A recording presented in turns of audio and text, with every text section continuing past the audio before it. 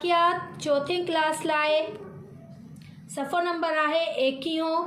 सबक नाव माफ़ी वठणु। ग़लती करणु इंसान जी फितरत में शामिल आहे, पर जेकॾहिं ग़लती थी वञे त जल्दीअ में अल्लाह ताला खां माफ़ी वठणु घुरिजे। अल्लाह ताला क़ुरान मजीद में माफ़ी वठण जो हुकुम ॾिनो आहे।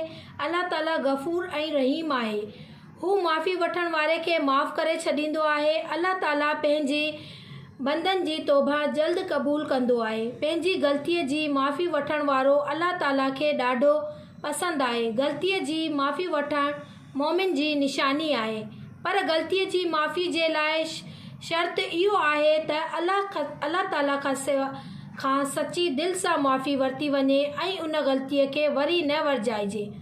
नंढी ग़लतीअ ते बि ख़ुदा ताला खां जल्दी माफ़ी वठणु घुरिजे, छो त जेकॾहिं नंढियुनि ग़लतियुनि ते माफ़ी वरिती वञे त इहे ग़लतियूं जेकॾहिं का ग़लती थी वञे जंहिं सां असांजे भर पासे रहण वारनि माण्हुनि खे नुक़सानु पहुचे त उन सूरत हाल में असांखे इन्हनि माण्हुनि खां माफ़ी वठणु घुरिजे।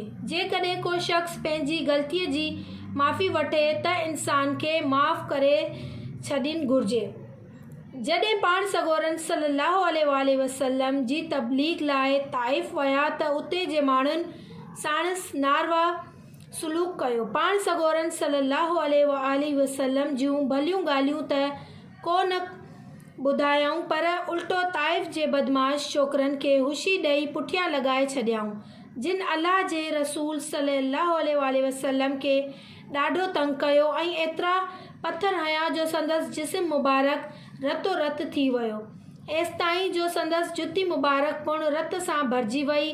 8 हिजरीअ में जॾहिं मक्को फ़तह थियो ऐं पाण सॻोरन सल्लल्लाहु अलैहि वसल्लम फ़ातिहा जी हैसियत सां मके में दाख़िल थिया त मके जे काफ़िरनि खे अची डपु वरितो त मथां नबी पाक सल्लल्लाहु अलैहि वसल्लम जिन खां बदिलो वठनि, पर सरकार ऐलान कयो त अॼु अव्हां ते का मयार कान्हे, वञो सभु आज़ादु आहियो। ईअं चई आम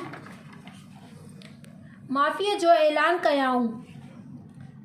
असां सभु पाण सॻोरन सल्लल्लाहु अलैहि वसल्लम जिन जी उम्मत आहियूं, असांखे घुरिजे त असां पाण सॻोरन सल्लल्लाहु अलैहि वसल्लम जिन जी पैरवी करे पंहिंजो इख़लाक़ संवारियूं। आमीन।